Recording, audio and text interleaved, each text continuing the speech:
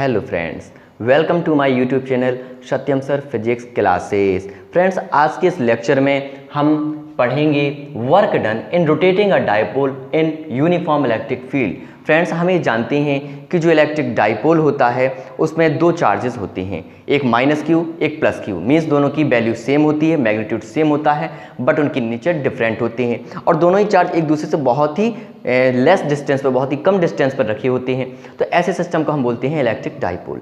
जब हम किसी इलेक्ट्रिक डाइपोल को किसी यूनिफॉर्म इलेक्ट्रिक फील्ड में रखते हैं तो उसके दोनों चार्जेस पर एक एक फोर्स अप्लाई होने लगती हैं और दोनों फोर्स क्या करते हैं, उस इलेक्ट्रिक डाइपोल को घुमाने का काम करते हैं और घुमाकर उसको क्या करते हैं, इलेक्ट्रिक फील्ड की पैरेलल लाने का प्रयास करते हैं। तो हमने ऐसी कंडीशन में उस पर लगने वाले दोनों फोर्स जो कि टॉर्क का निर्माण करते हैं, हमने उस टॉर्क का डेरिवेशन फाइंड किया था अपने एक लेक्चर में, जिसकी वीडियो की लिंक आपको डिस्क्रिप्शन बॉक्स में मिल जाएगी। लेकिन फ्रेंड्स, अब हम बात ये करेंगे कि अगर हम उस डाइपोल को उसकी मीन पोजीशन से किसी एंगल की पोजीशन पर या किसी अदर पोजीशन पर लाते हैं तो उसको उस पोजीशन पर लाने के लिए हमें उस पर लगने वाले इस टॉर्क का अपोज करना पड़ेगा। मीन्स इस टॉर्क के विपरीत हमें इस पर कुछ वर्क करना पड़ेगा। तो हमें कितना वर्क इस पर करना पड़ेगा उसे फाइंड करेंगे हम आज के इस लेक्चर में। सो फ्रेंड्स, देखिए इसमें डायग्राम क्या होगा।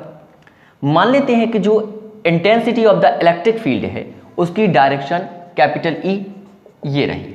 मतलब हम ये कह सकते हैं कि जो यूनिफॉर्म इलेक्ट्रिक फील्ड है उसकी सारी डायरेक्शन कैसी है, इस प्रकार है जैसे हमने बोर्ड में दिखा रखा है। अगर हम बात करें किसी इलेक्ट्रिक डाइपोल की तो मान लेते हैं कि एक इलेक्ट्रिक डाइपोल है जो शुरुआत में कैपिटल ई के पैरेलल रखा हुआ था। इसका एक पॉइंट ए है, एक पॉइंट इसका बी है।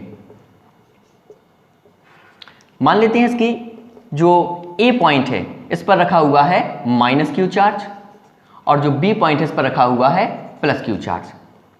तो शुरुआत में जब ये इसका पैरेलल रहा होगा तो इस पर टोटल टॉर्क रहा होगा 0 और इस पर कोई भी टॉर्क ना लगने की वजह से इसकी जो एनर्जी है वो भी 0 रही होगी। लेकिन जब हमने क्या किया, इसको इसकी पैरेलल पोजीशन मींस इसकी मीन पोजीशन जिसे हम कह सकते हैं उससे घुमाकर थीटा एंगल घुमाया हमने इसे और थीटा एंगल घुमाकर हम इसको ले आए इस पोजीशन में जो कि आपको डायग्राम में दिख रही है। तो ऐसी कंडीशन में क्या होगा, इसके प्लस क्यू चार्ज पर कैपिटल ई की डायरेक्शन में और माइनस क्यू चार्ज पर कैपिटल ई की अपोजिट डायरेक्शन में एक फोर्स अप्लाई होने लगेगा जिसकी वैल्यू होगी F is equal to Q E और इसकी भी वैल्यू होगी F is equal to Q ई।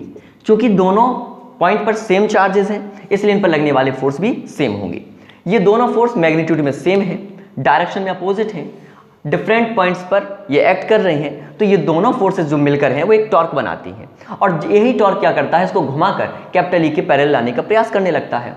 लेकिन अगर हम ये मान के चलें कि हमने इसको पैरेलल कंडीशन से थीटा एंगल तक लाए हैं तो पैरेलल यानी थीटा इक्वल टू 0 डिग्री और वहां से इसको लाए हम थीटा एंगल पर, तो वहां से यहां तक लाने में हमने कुछ इस पर वर्क किया। जो वर्क हमने इस पर किया हमें उसे फाइंड करना है। तो वर्क को हम कैसे फाइंड करेंगे सो देखते हैं। सो फ्रेंड्स, ये डायग्राम हम बना कर आएंगे और क्या लिखेंगे तो देखते हैं। तो लिखेंगे let a dipole A B of dipole moment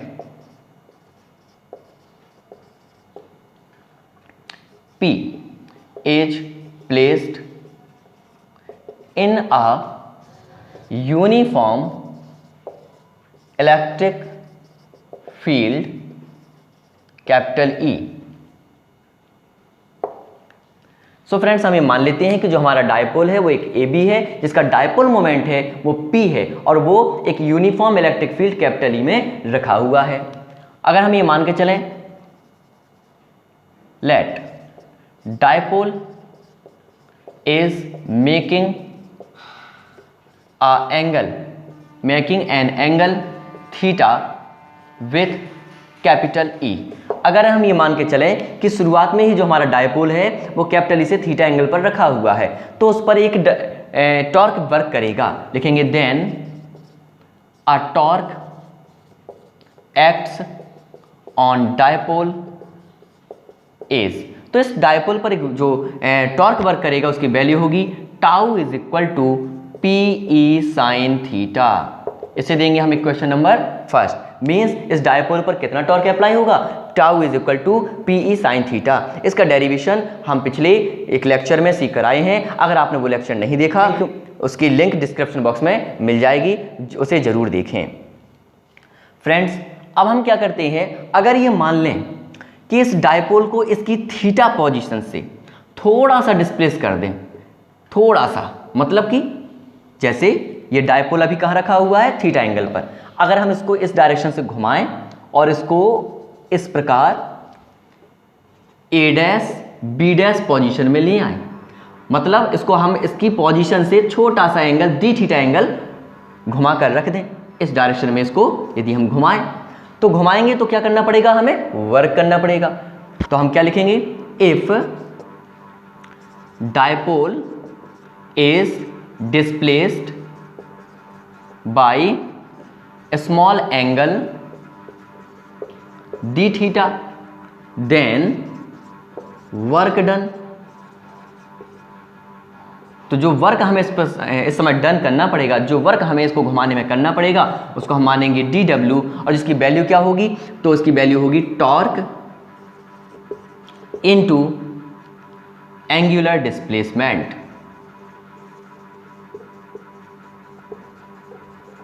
friends हम ये जानते हैं कि जो वर्क होता है उसका फॉर्मूला होता है फोर्स इनटू डिस्प्लेसमेंट।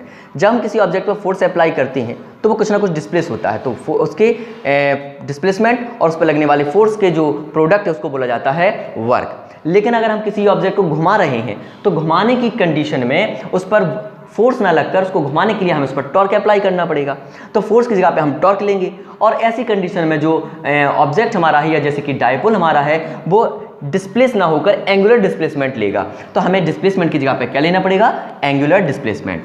तो जो वर्क की वैल्यू होगी वो क्या आएगी, तो टॉर्क हमारा है टाउ, और हमने कितना इसको एंगुलर डिस्प्लेसमेंट कर दिया है, डी थीटा कर दिया, तो इसकी वैल्यू होगी टाउ डी थीटा। टाउ की वैल्यू क्वेश्चन नंबर फर्स्ट से यहाँ पे पुट करेंगे, तो डी डब्ल्यू की वैल्यू आएगी पी ई साइन थीटा, और इनटू में डी थीटा झोंकाते हो, इसे देंगे हम equation number second. So friends हमने देखा कि अगर हम इस डायपोल को इसकी थीटा पोजीशन से थोड़ा सा एंगल घुमा देते हैं तो हमें इतना वर्क करना पड़ता है। अब सोचिए कि अगर हम इसको इसकी mean position means capital E के जब ये पैरेलल रखा हुआ था, मीन्स जब इसकी वैल्यू थी थीटा इक्वल टू 0 डिग्री पर रखा था, तो उस एंगल से मीन्स 0 डिग्री से जब इसको हम थीटा एंगल तक लाए होंगे तब भी तो हमने कुछ वर्क करना पड़ेगा। तो उस वर्क को फाइंड करने के लिए हम क्या करेंगे, इसका इंटीग्रेशन करेंगे। तो लिखेंगे now total work done in bringing